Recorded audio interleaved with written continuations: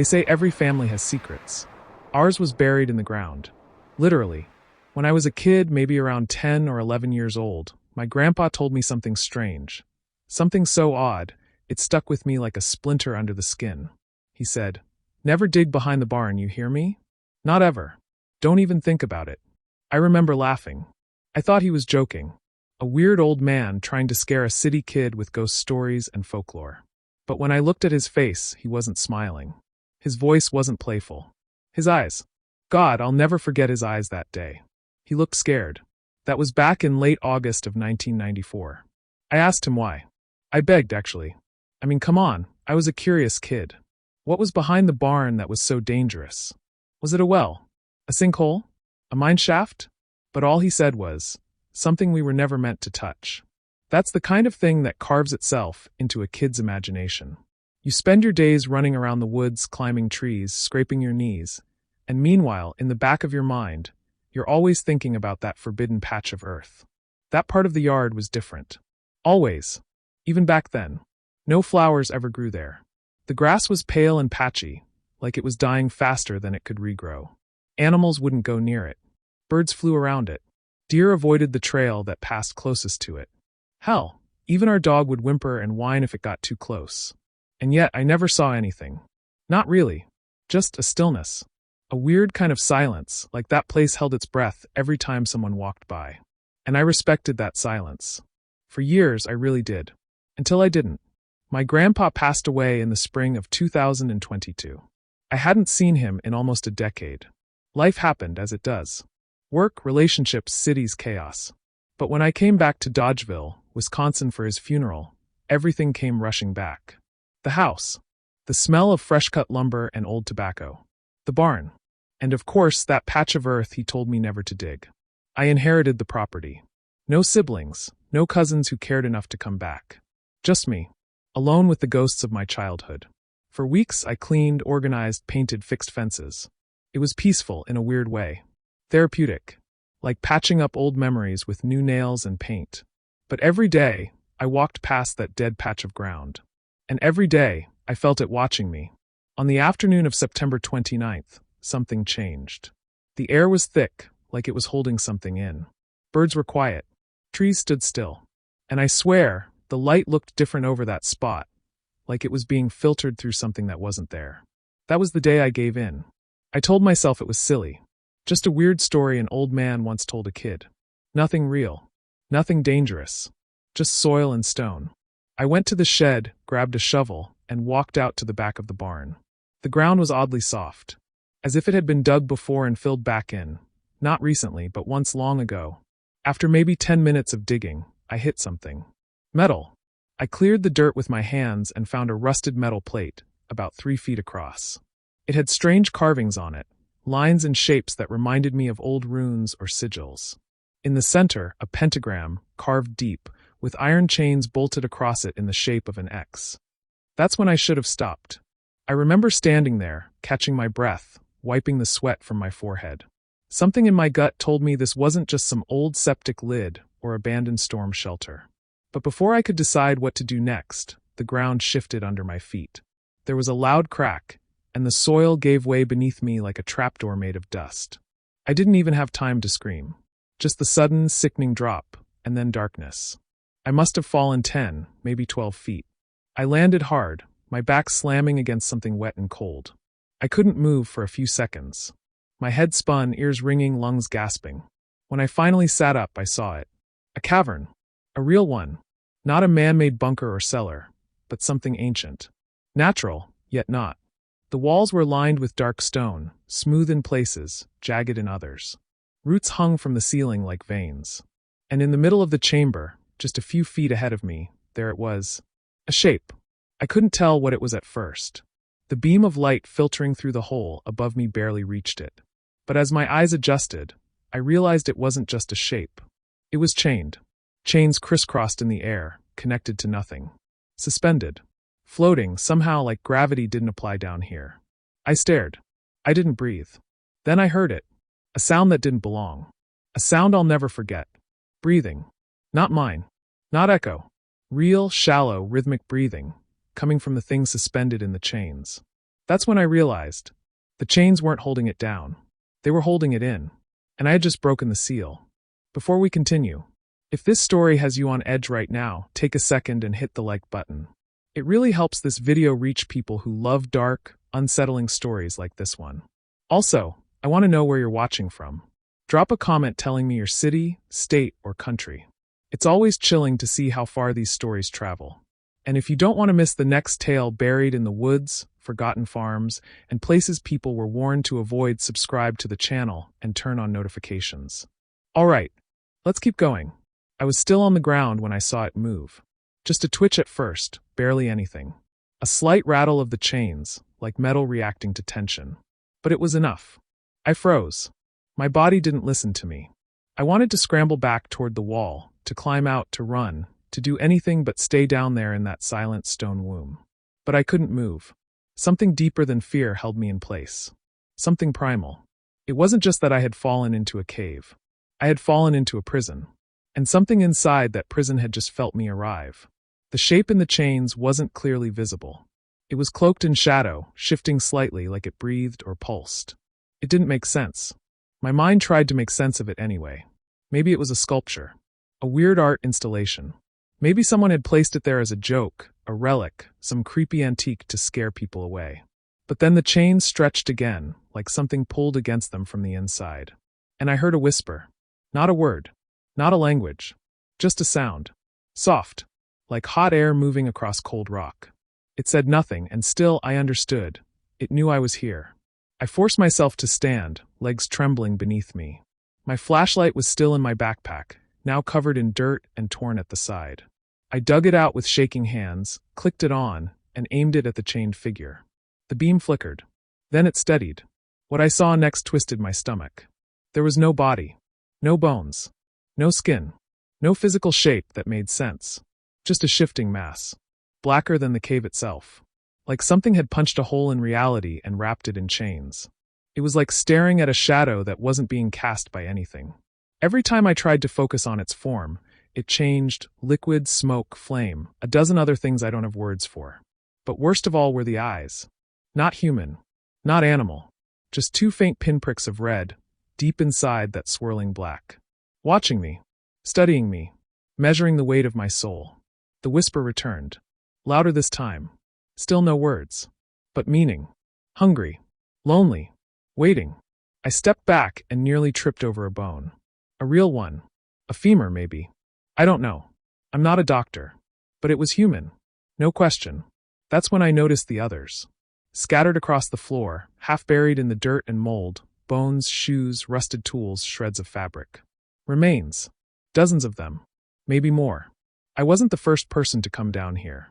Not by a long shot. I turned my light toward the walls. Symbols. Dozens, maybe hundreds, carved into the stone, circles, triangles, eyes, ancient runes I'd never seen before. Some had been drawn in chalk. Others burned into the rock itself.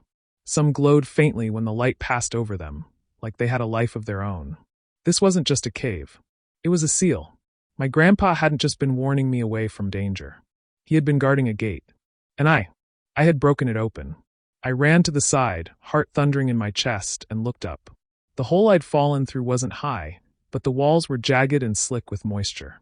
I scrambled upward, dirt crumbling beneath my fingers, slipping down, trying again, pushing, clawing. I didn't care if I ripped my skin off getting out. I just knew I had to leave. Behind me, the chains clattered. The whisper grew louder. More urgent. As I reached the surface and pulled myself up onto the grass, a gust of icy wind shot from the hole like a scream. I stumbled backward, gasping for air. Then silence. Nothing but the sound of leaves shifting and my own ragged breathing. The hole was still open. The rusted plate I had unearthed was now cracked, split down the middle. The chains weren't visible from the surface, but I could hear them. Just faintly. Tension. Pulling. Like something testing its bonds. I covered the hole as best as I could. Pushed dirt back into the wound I'd opened. Kicked leaves across it. Staggered back to the house like a drunk man, barely registering the path I walked. That night, I locked every door, every window, and sat in the center of the living room with every light on. But the shadows still moved. Around midnight, I heard the chains again. Not from outside. From under the floor. I pressed my ear to the hardwood, hands shaking, and listened. Nothing. Then, faint and deliberate, I heard footsteps. Slow. Heavy. Inside the walls. I didn't sleep. The next morning, I went back to the barn. I had to see it again. To know it was still closed. Still sealed. But when I got there, the ground was untouched. No hole. No shovel. Just earth. Flat and silent. Like it had never been disturbed. Except for one thing. Etched into the dirt, right where the hole had been, was a message. Not written. Burned. For words in a language I don't speak. And yet somehow I understood. It remembers your name. I didn't leave the house for 3 days. After what I saw, after what I heard, I just couldn't bring myself to walk out there again. Every sound made my chest tighten. Every shadow seemed longer than it should have been. Even during the day, the house felt cold. Not in temperature, exactly. It was something else. A kind of emptiness that had filled the room since I came back from that place underground. And the worst part, I wasn't sure I had come back alone. On the night of October 2nd, I was jolted awake by a loud metallic clank. I thought it was the wind hitting the shed door, but when I looked outside, the trees weren't moving. There was no wind. Just fog. Thick, unmoving fog pressed against the windows like it was trying to get inside. Then I heard it again. Clank, drag, clank, drag. It sounded like chains. Not distant. Not outside. Inside. I checked every room with a flashlight and a crowbar in my hand. Nothing. No signs of a break-in. No windows cracked. No doors forced open. But I could feel something behind me, like I was always one step away from being touched. That night, I slept with the lights on again. But at exactly 3:17 a.m., again, I woke up without knowing why. My eyes opened before I even heard the noise. And when I did, I didn't want to believe it. Breathing. Right next to my ear. Not fast. Not loud. Just steady, like someone crouched beside my bed. I rolled over and shone the flashlight toward the sound. Nothing. But the bedsheet, it was wrinkled. Pushed down. As if someone had been sitting there only seconds before I looked. After that, things started escalating. The kind of things you try to rationalize but can't. The mirrors in the house fogged up even when there was no heat. My phone stopped charging. Then the screen cracked while it sat untouched on the kitchen table. My grandfather's old radio, unplugged for years, started playing static every night at the same time. 3:17. And then there were the smells. Burnt soil. Rusted metal. And sometimes blood. I scrubbed every inch of that place. Washed my clothes. Cleaned the pipes. But the smells would return, clinging to corners, seeping up from the floorboards. One night I saw movement in the hallway. Not a person. Not an animal. A shape. Like smoke that had weight. It floated just past the bathroom door, and when I followed, it was gone. But the hallway smelled like burning rope. The same scent I remembered from the chains in the cave. And then came the voices. They weren't loud. Never loud. Always whispers. Sometimes I could hear my name. Sometimes my grandfather's. Other times, I couldn't tell what was being said, but it felt like a prayer in reverse. Like something was unsaying holy words, tearing them apart syllable by syllable. I kept trying to convince myself I was just paranoid. That I'd fallen and hit my head. That the fear was playing tricks on me. But deep down, I knew the truth. It followed me home. Whatever I disturbed down in that cave, it wasn't bound by stone or metal anymore. It had been locked away for years, decades, maybe centuries, and now that the seal was broken, it had chosen me. And the worst part, I could feel it learning me, mimicking my voice. I first noticed it when I was leaving a voicemail for my friend Aaron. My voice sounded wrong. Slower. Like something else was saying the words with me, milliseconds out of sync. I listened back, and there were two voices overlapping. One was mine.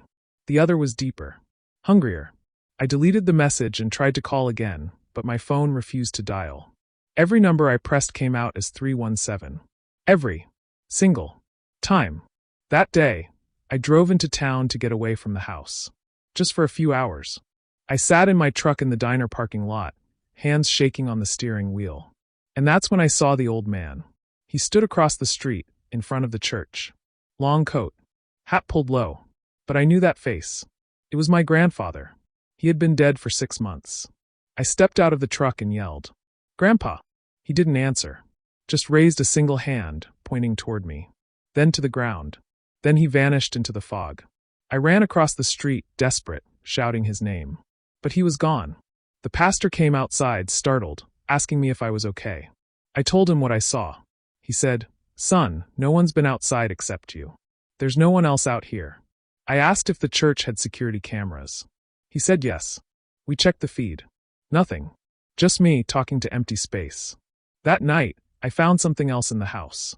A page, torn from my grandfather's journal, left on my nightstand. It hadn't been there before. I would have seen it. The handwriting was his. It said, "If you dug it up, it knows your blood. You can't run from it. You have to finish what I started. Before it finishes you." The journal page changed everything. Until that moment, I thought I was the first in my family to face this thing. The first to stumble into something ancient, something that was never meant to be touched. But now it was clear. My grandfather hadn't just known about it. He had been fighting it. I spent the next 2 days searching the house top to bottom. Every drawer, every cabinet, every floorboard that creaked differently underfoot. I didn't eat. I barely slept. I knew that if I could find more of his writings, I might finally understand what the hell I'd unleashed. And on the morning of October 5th, I found it.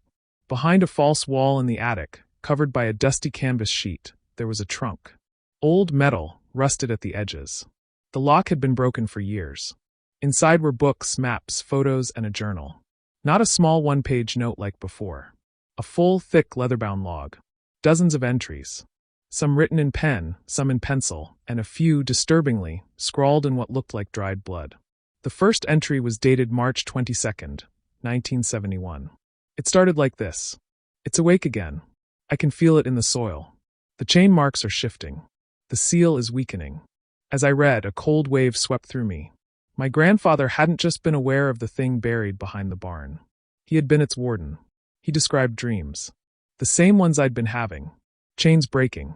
A black mass twisting beneath the ground. He mentioned rituals. Symbols carved into trees around the property. Salt buried deep in the corners of the barn. Silver nails hammered into the floorboards beneath his bed. Protection. Warnings. Containment. But the most chilling part? He wrote about others. People who had tried to dig in that same spot before. Some were locals. A hiker in 1958.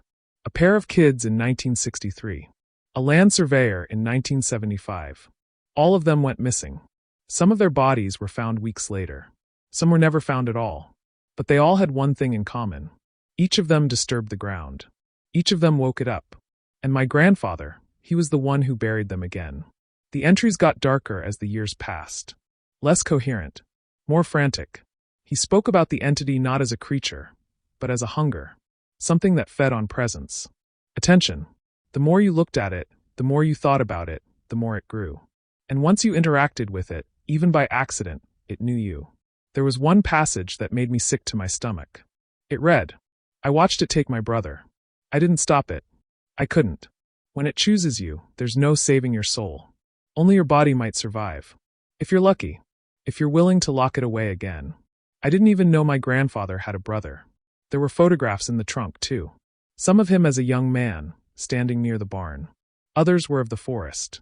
But one caught my eye immediately. A picture of the chain symbol. Fresh. No rust. Still glowing faintly red in the black and white image. Behind it, partially hidden in the shadows, was a shape. The same shape I saw in the cavern. I flipped the photo over. On the back, in faded pencil, he had written, "It smiles when it sees new blood." There were notes on how to reinforce the seal. How to strengthen it. How to keep it asleep. But every method required something in return. A piece of yourself. A sacrifice. Blood. Memory. Isolation. He described locking himself away for days, weeks even, avoiding others to prevent it from spreading through conversation or dreams. He said the thing could hitchhike through words. And worst of all, through family. Bloodlines were vulnerable. The creature remembered blood. That's why he warned me as a child. He knew it would eventually turn its attention to me. He hoped I'd never awaken it. But now that I had, he left instructions for what had to be done. I had to find the 3 anchors. 3 locations on the property where the original seal had been strengthened decades ago. He called them the Whisper Tree, the Hollow Root, the Red Stone. Each one marked a piece of the boundary that kept the thing tethered. And each one needed to be restored. Before the chains broke completely. I took photos of the pages, stuffed the journal into a backpack, and grabbed a flashlight. I didn't care if it was still light outside. I wasn't taking any chances. I was going to find those anchors before the sun went down. But before I left, I heard it again. From behind the walls. The breathing. It was closer this time. Right behind the old grandfather clock. And then, as I held my breath and listened, it whispered my name. Not in English. Not in a human voice. But I knew it was my name. Because it said it the way my grandfather used to say it, when he was scared. Before we continue, if this story has you on edge right now, take a second and hit the like button. It really helps this video reach people who love dark, unsettling stories like this one. Also, I want to know where you're watching from. Drop a comment telling me your city, state, or country. It's always chilling to see how far these stories travel. And if you don't want to miss the next tale buried in the woods, forgotten farms, and places people were warned to avoid, subscribe to the channel and turn on notifications. Alright, let's keep going. The wind didn't move when I stepped outside. The air was dense, unmoving, like the world itself had stopped breathing. The sunlight had that strange, golden tone that sometimes happens right before a storm. Except there was no storm. No clouds. Just that eerie, unnatural glow stretching across the sky as I made my way toward the woods behind the barn. In my grandfather's journal, he'd marked the location of the whisper tree with a symbol, 3 overlapping circles with a slash through the middle. He said it stood alone on the edge of a dry creek bed, and that it was the first anchor ever placed. He called it the mouth of the seal. And he warned me, it listens. Never speak your thoughts near it. The woods felt unfamiliar, even though I'd played there all the time as a kid. Every tree looked older, angrier, twisted in ways I didn't remember. Their limbs reached out like frozen arms, frozen in mid-scream. The deeper I went, the more it felt like the forest didn't want me there. Branches brushed my arms like fingers. Roots caught my boots. Even the birds had fallen silent. Then I heard it. A whisper. So faint I thought it was the wind, except the wind wasn't blowing. It said, closer. I kept moving. After about 15 minutes of walking, I saw it. The whisper tree. It stood taller than anything around it, dead as stone, bark gray and peeling, its trunk split down the middle like a mouth frozen mid-roar. No leaves. No signs of life. And yet, I could hear it breathing. Not air. Not wind. But something deeper. Like the sound of someone whispering through soil. Around the base of the tree were symbols carved deep into the wood, some filled with wax, others scorched black. I recognized a few from the journal. One was the same mark etched into the dirt above the collapsed hole near the barn. I stepped closer, and the air grew cold. Sharp. The hair on my arms stood up. That's when the tree began to speak. Not out loud. In my head. Images. Flashes. Feelings. A woman screaming into the night. A field covered in fire. Chains dragging across stone. A man, maybe my grandfather, kneeling beneath the tree, carving symbols with shaking hands. And then, me, standing in front of the tree, bleeding from the eyes. I dropped to one knee, gripping the earth to stop myself from falling. My ears rang. My vision blurred. I could feel it inside my head, pressing against my thoughts, trying to speak through my own voice. Then the real whispers started. Audible now. All around me. Circling. You brought it back. It sees through your eyes. You broke the seal. You are the key. I covered my ears, but the voices didn't stop. They weren't outside. They were inside me. And the tree began to weep. No joke. Thick, black sap oozed from its trunk, dripping slowly like oil from a wound. The air reeked of rust and rot and old blood. I turned back toward the symbol that marked it as an anchor and reached for my pocket, pulling out the item my grandfather said would restore the bond. A silver nail, wrapped in red thread. He said, "You must drive it into the mark with your blood still warm on the metal." I hesitated. Everything in my body screamed to run. But I pulled a small knife from my belt, sliced my palm, and let the blood drip onto the nail. Then, with trembling hands, I placed it against the center of the symbol and pressed it into the tree. It didn't want to go in. The wood was hard, like stone. But as I pushed, the whispers turned into wails. Deafening screams echoing through the clearing. The tree shuddered. The forest around me bent inward. Birds launched into the air. Animals screamed in the distance. I drove the nail in with all my strength. The moment the head of the nail hit the bark, silence exploded through the forest. Like sound itself had been sucked away. And then, the tree breathed out. A gust of freezing air hit me so hard it knocked me back onto the ground. I gasped, my lungs burning. I stared up at the sky, watching as the light shifted, and then steadied. The whispering stopped. The forest was still. The anchor had been restored. But before I could even get to my feet, I saw something across the creek bed. A figure, standing between the trees. No face, just blackness. Its form shimmered like heat waves on asphalt, but colder. Much colder. It pointed at me, and in my own voice it said, "One down, 2 to go." I stumbled back, heart thudding, hands shaking. It didn't follow. It just stood there, watching, waiting. It knew what I was doing. It wanted me to continue, and that terrified me more than anything else. The second anchor was deeper in the woods, near a dried-up well my grandfather had once warned me to stay away from. He called it the place where things go to rot. I never understood what he meant, until now. The map in the journal was clear. From the whisper tree, I had to head east, past the dead creek bed, and through a patch of birch trees that had been struck by lightning decades ago. The forest there was thinner but colder. Even in daylight, it looked darker than the rest. Shadows seemed to stretch longer than they should, and the air smelled like iron and mildew. I walked for almost an hour before I saw it. A massive tree stump, twisted and black, half sunken into the ground like a rotting tooth. The roots had erupted from the soil like skeletal fingers, curling around the earth in all directions. In the center, a hollow cavity opened into darkness, wide enough for a person to crawl into. This was the hollow root. The journal described it as the heart of the hunger. My grandfather had written that this was the place the entity first whispered to him. The place where it tried to make a deal. He never told me what it offered, but he wrote one sentence that chilled me to my core. If it speaks from the root, don't answer. No matter what it promises. As I stepped closer, the temperature dropped. My breath became visible. Frost coated the base of the stump, even though it was early October and the forecast had been clear. Something unnatural lived here. Carved into the bark around the hollow were the same symbols I'd seen before, though here they were wrong. Warped. Inverted. It was as if something had been trying to erase them from the inside. I crouched down and peered into the hollow. Pitch black. No sound. Not even wind. But the moment my face passed the opening, I heard it. A voice. Not like before. Not whispers in the air. This one came from inside me. It sounded like my mother, but she's been dead for years. It said, "You don't have to do this. Come closer. Let me show you how to stop the pain." I stood up fast, heart pounding. Then it changed. Now it was my own voice, but broken, distorted. "Let me in," it said.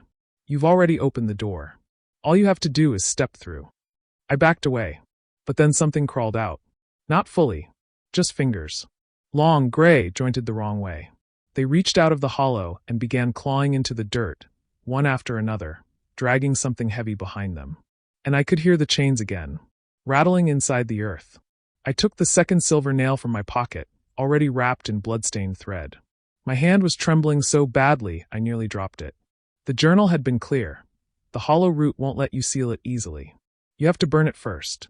So I poured a small bottle of alcohol I'd brought into the hollow and struck a match. The flame caught instantly.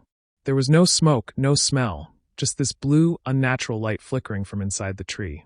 The thing inside screamed. It wasn't human. Not even close. A noise that hit something in my brain that made my vision blur and my knees buckle. Like sound being scraped across bone. I pressed the nail into the carved symbol near the root. The wood resisted. It pulsed under my hand, as if it were alive, trying to reject the metal. I whispered my grandfather's words, barely able to breathe. Blood into bark. Light into shadow. Hunger be chained. As soon as I said it, the root began to shake. The entire stump groaned like it was alive, splitting deeper down the middle. A hand shot out, gray, wet, bone showing through torn skin. It grabbed my wrist. I screamed and slammed my palm against the nail, driving it deep into the wood. The hand disintegrated. Ash fell around me like snow. The tree went still. The screaming stopped. Silence returned. And for a moment I thought it was over. Until I looked up and saw that something had carved a message into the tree above the symbol. Fresh. Still dripping. It only sleeps when fed. I stumbled back, barely able to breathe, the pain in my wrist throbbing where that thing had touched me. My skin was bruising fast, turning dark purple with spiderweb veins crawling up my arm. I wrapped it as tight as I could, but the cold didn't go away. It had gotten under my skin. Literally.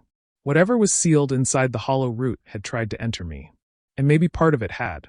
But the anchor was sealed again. I had done what I came to do. 2 down. 1 to go. The final anchor. The one my grandfather had warned about more than any other. The red stone. I didn't go home after sealing the hollow root. I couldn't. Something had changed in me. Something inside my arm felt wrong. Not painful, exactly, just off, like the nerves didn't belong to me anymore. The veins had gone dark, the skin colder than the rest of my body. It pulsed now and then, like it was remembering the thing that touched it. Or maybe it wasn't remembering. Maybe it was calling back. I sat under the dead birch trees for nearly an hour, watching the forest breathe around me, the light bleeding orange and gold through the branches as the sun began to dip. My body wanted to rest, but my mind kept repeating the same thought. The red stone is waiting. It was the third and final anchor my grandfather had written about, the one furthest from the house, near the edge of the property line. He'd circled it 3 times in the map. Red ink. Thick. The words beside it read, "Do not go alone. Do not go at night. Do not go unbound." I was already violating all 3. The sun was nearly gone. I was alone. And whatever unbound meant, I was certain I had crossed that line hours ago. But I didn't care anymore. If I didn't finish what I started, something much worse would finish me. I made the walk to the eastern edge of the woods, where the trees thinned out into sharp rocks and lichen-covered hills. The wind was stronger here, colder, and it didn't feel like regular wind. It howled like it was trying to say something I couldn't understand. Then I saw it. A monolith of red stone rising from the ground like a bleeding tooth, jagged and unnatural. The only thing of its kind in the entire area. Everything around it was dead. The grass, the shrubs, even the insects. Nothing dared live near it. It wasn't large, maybe 5 feet tall, but it felt taller. Like it was pressing down on the world around it, bending space. Looking at it made my eyes blur, as if it didn't want to be perceived. The final anchor. The red stone. The moment I stepped into its clearing, my head started to pound. My vision shimmered. I dropped to my knees, barely able to stay conscious. It was like the thing beneath the earth knew I was close to sealing it again, and it was fighting back. The whispers returned, louder this time. Violent. Screaming over each other, voices that weren't human anymore. "You are its door. You brought it back. Blood is memory. Unbind the stone." I stumbled forward, clutching the final silver nail, my breath ragged, my ears ringing. I reached the base of the red stone and saw the final symbol. But it was broken, cracked down the middle. Black veins spread through it like rot.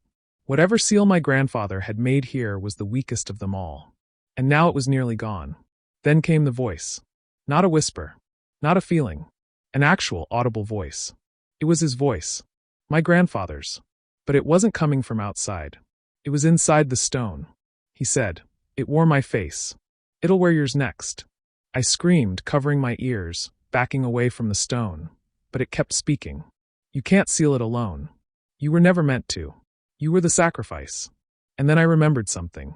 A passage in the journal, something I'd overlooked. To bind the final anchor, you must offer memory. The thing you fear most. The thing you cannot let go. I knew what that meant. I had to give it her. I pulled out the photo from my wallet. Worn. Faded. The last picture I had of Claire. My wife. She died 2 years ago in a car accident. I'd never stopped blaming myself. I stared at her smile one last time and whispered, "I'm sorry." Then I placed the photo against the red stone, pressed the nail through it, and drove it into the symbol with everything I had left. The stone screamed. Not figuratively. It screamed. A deep, shuddering roar that echoed through the hills like the earth itself was crying out. Cracks split the ground around me. The air went black. Not dark black. Like the light had been devoured. And through that blackness I saw eyes. Hundreds. Red and flickering. Watching. Reaching. A hand broke through the dirt beside me, clawing at my leg. I kicked it away and drove the nail deeper. The wind surged. The photo caught fire. The red stone bled. Thick, red sap oozed from the cracks, hissing as it touched the ground. Then silence. The ground sealed. The hand vanished. The eyes faded. And the wind stopped. I fell to my knees, gasping, shaking, sobbing. It was done. All 3 anchors restored. But as I stood there, dizzy and broken, I saw one final message carved into the stone. A message that hadn't been there before. It read, "Now it can walk." When I sealed the red stone, I thought it would be over. I thought I'd won. I thought wrong. I limped back toward the house under a sky that felt heavier than before. The light was gone, not night, not day. Just a gray, suffocating stillness that pressed against my skin like wet cloth. The trees didn't move. The animals were gone. Even the wind had vanished. And the silence. It was alive. By the time I reached the clearing near the barn, my legs were barely holding me up. Blood had soaked through the bandage on my wrist, pulsing with blackness that still crawled like worms under the skin. My breath came out in clouds, even though the air wasn't cold anymore. I stopped at the edge of the property and looked back toward the forest. There was something there. Not moving. Just watching. A figure. Thin. Tall. Wrapped in shadows like they were clothes. No face. No features. Just a presence that bent the space around it, like reality didn't know how to hold it anymore. I blinked. It was gone. I turned and ran. Back inside the house, everything was different. Not visibly. The furniture hadn't moved. The walls weren't cracked. But the feel of the place had shifted. Like something was watching me from every corner, just out of reach. The mirrors were covered in frost. The lights flickered one by one. And the air had that smell again. Blood and rust and earth. The chains. I could hear them, faintly, under the floor. Dragging. Stretching. Testing their limits. I fell into a chair and opened the journal, flipping through every page I hadn't read yet, desperate for answers. And that's when I saw it. A final entry. One I'd never noticed before. It wasn't written by my grandfather. The handwriting was mine. But I had no memory of writing it. It said, "Sealing the anchors doesn't end it. It invites it. 3 chains pulled tight become a rope. And ropes can be walked. Now it walks." I dropped the journal. Outside, something knocked on the front door. Once. Twice. Then nothing. I didn't move. Didn't speak. Didn't even breathe. Then, from behind the door, I heard my own voice.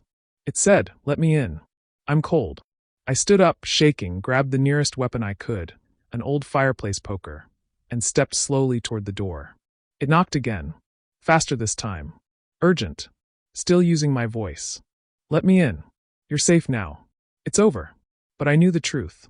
It wasn't me. Whatever had been chained beneath this land, it was free now.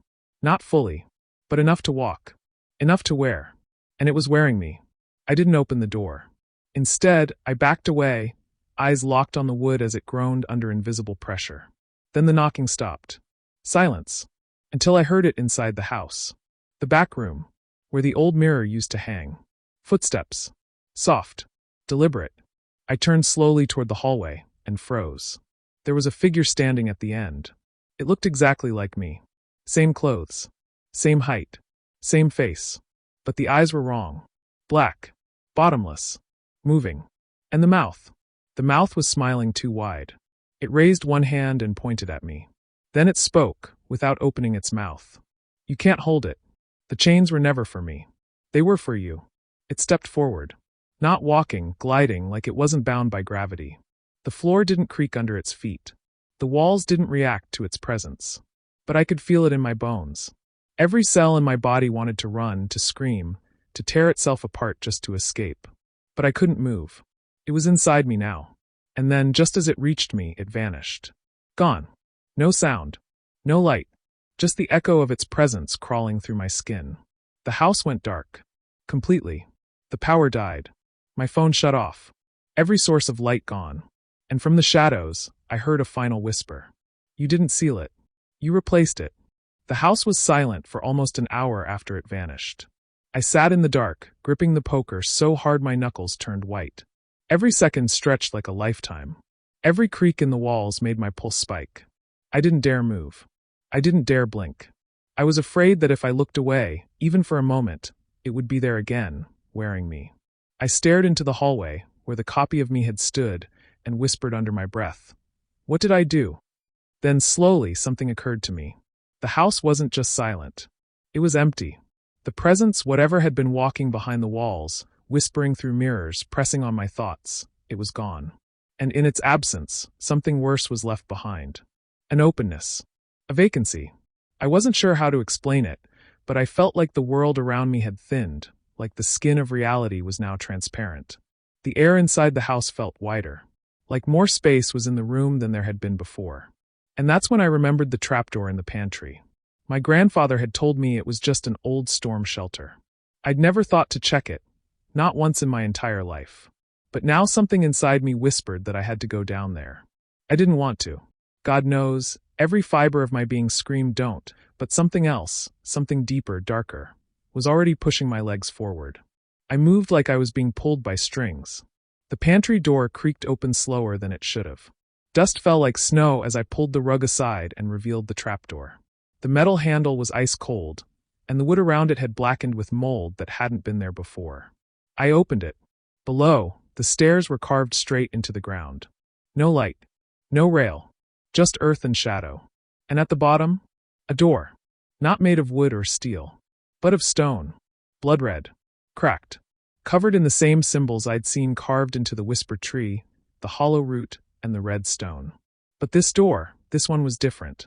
Because it was open. Just a sliver. But open.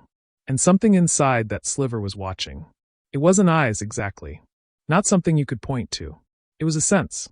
A weight in the air. A vibration in your blood. A knowing. I stared at that thin, black opening for what felt like hours, waiting for something to crawl out. To grab me. To end it all. But nothing did.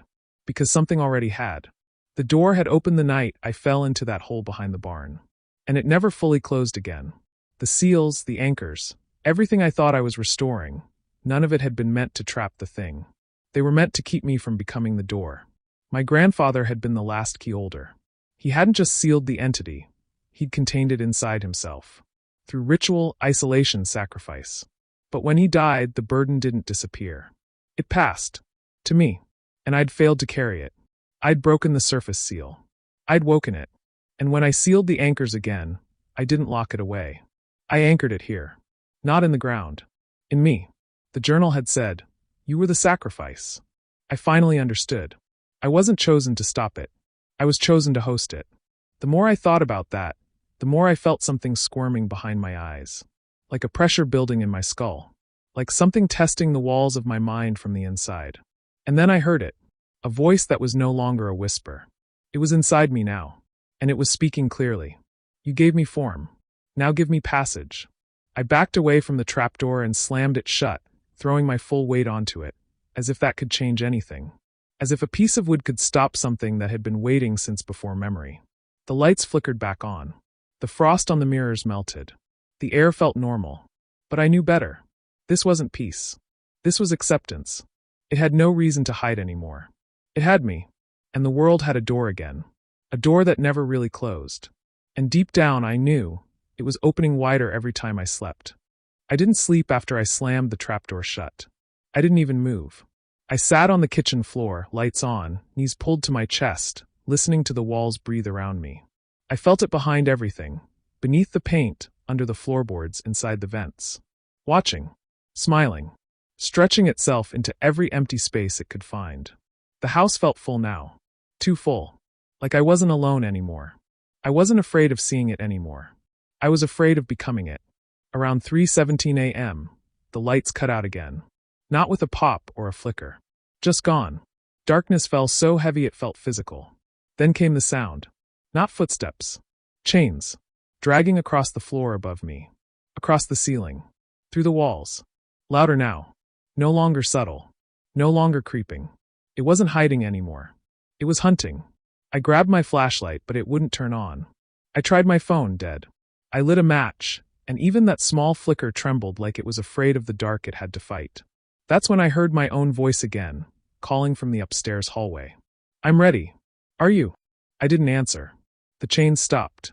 Then I heard the front door creak open. Slow, groaning like the house was in pain.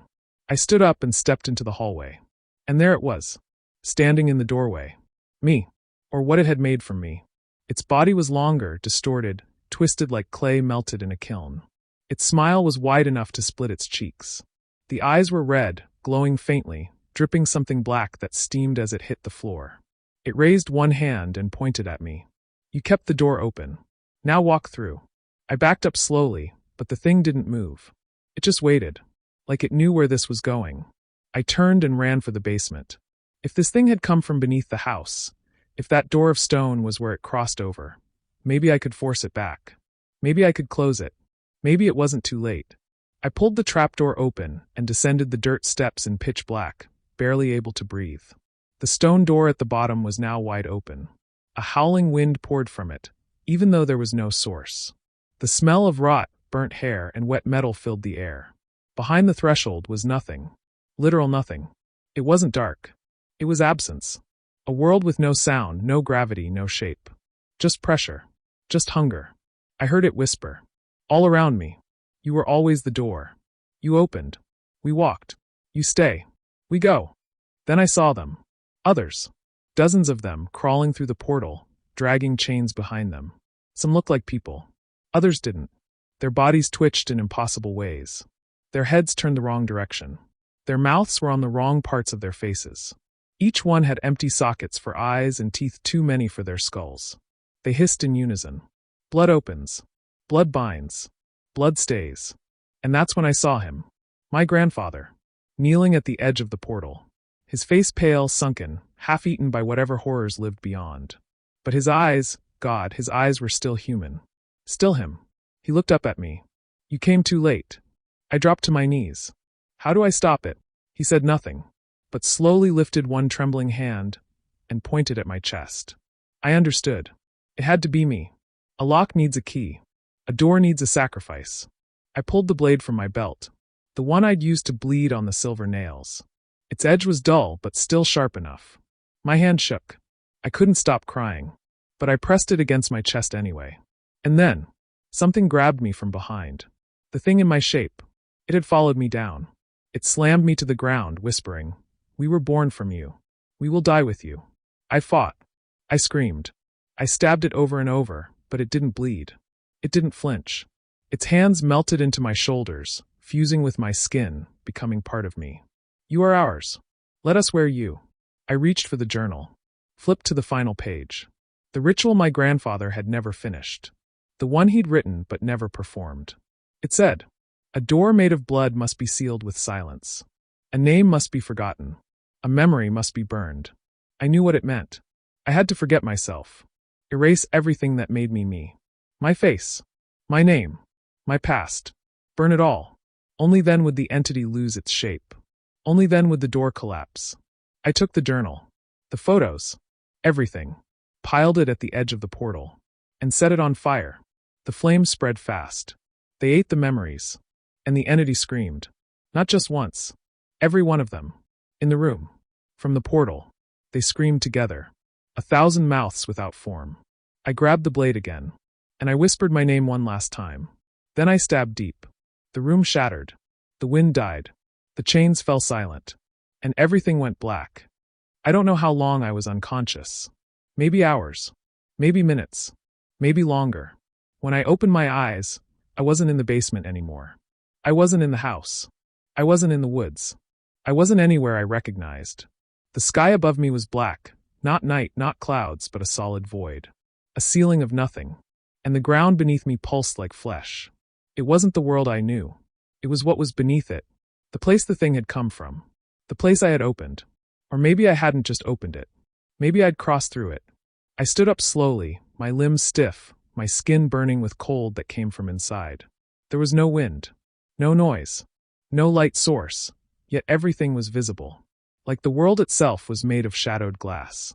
And then I saw them. The others. Dozens of them. Hundreds. All of them shaped like me. Faceless. Hollow. Walking slowly in circles. Dragging pieces of memory behind them like chains. Some held photos.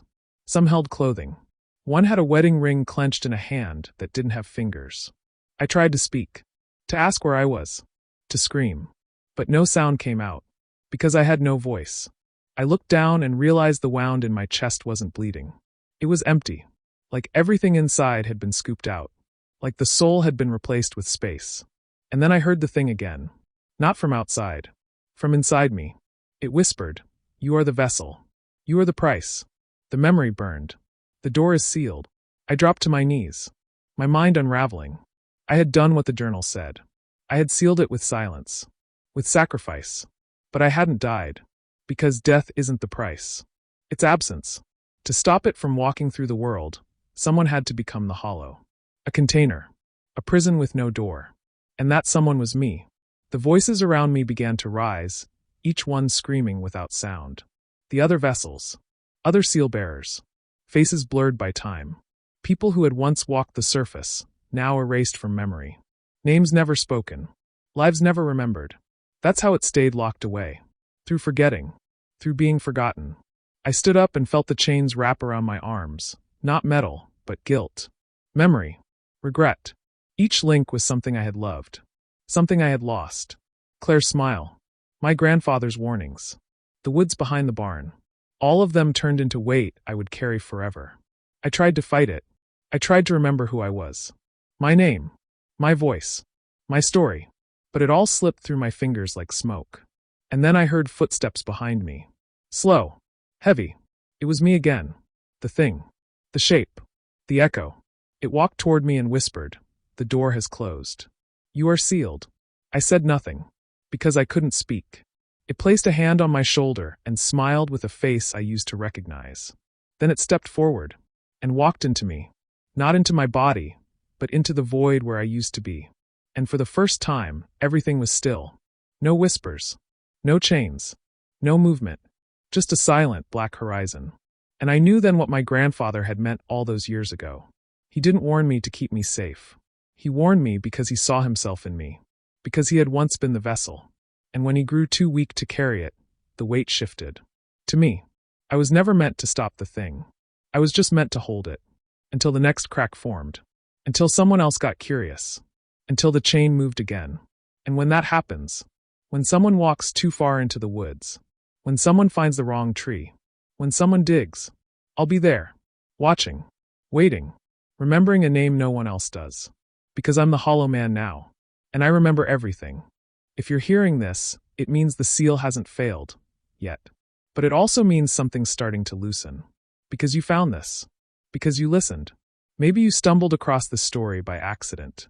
Or maybe something guided you here. Either way, the words are in your head now. And that means it knows you. You probably think this is just another internet horror tale, just another creepy story to fill your evening. Something you'll forget by tomorrow. But you won't. Not this one. Because now, whether you want to or not, you remember me. And that's all it ever needed. See, the real danger isn't the creature itself. It's not the chains. It's not the cave. It's not even the door beneath the trapdoor in a forgotten house in Dodgeville, Wisconsin. The danger is awareness. Once you know about it, you carry a piece of it. Once you speak of it, you feed it. Once you remember it, it remembers you back. And now you've heard my voice. Now you've imagined that red stone buried in the hills. The tree that breathes. The hole in the earth that swallows everything you love. The copy of yourself that might one day knock at your door. You've pictured it, haven't you? You felt it. And now it's inside you too. I tried to stop it. God knows I tried. My grandfather carried it for decades, and I carried it for just long enough to bind it again. But time passes. Memory fades. The world forgets. And when that happens, it walks. It always walks. You don't have to dig to wake it. That's just the beginning. Curiosity, obsession, attention. Those are its real weapons. It doesn't need a shovel. It just needs you to ask why. Why did he say never dig? Why was that spot different? What really lives beneath Wisconsin? And now you know. You don't just carry the story. You carry the seed. You carry me. Because I'm not gone. Not really. I'm not dead. Just hollow. Still watching. Still waiting in the space between memory and silence. And when you speak of me, when you say the words, when you share this story, when you repeat what you've heard tonight, you give me shape again. You open the door a little wider. So don't tell anyone. Don't even whisper it. Burn this story into silence and let it vanish like smoke. Because if enough people start to remember, if the name gets spoken again, if someone digs, then there won't be a hollow man next time. There will only be hunger. And it won't stop. Because this time, it'll be walking through you. So this is my last warning. Forget me. Forget this place. Forget the chain, the tree, the root, the stone, the voice, the scream. Forget everything. And if you ever find yourself in Wisconsin, if you ever see a clearing behind an old barn, and the ground feels too soft, walk away, even if it calls your name, especially if it calls your name. Now tell me, after everything you've heard, after everything you've felt crawling through your veins tonight, what's the lesson? What have you learned about memory? About silence? About doors? Leave a comment below and tell me what you think the true cost of curiosity is, and what it means to carry something you were never meant to find. If this story gripped you, if it made you look over your shoulder even once, then like the video and subscribe to the channel Wisconsin Farm Tales for more stories passed down, buried deep, and barely sealed. Just be careful which one you open next, because some tales don't like being told, and some doors, they were never meant to close.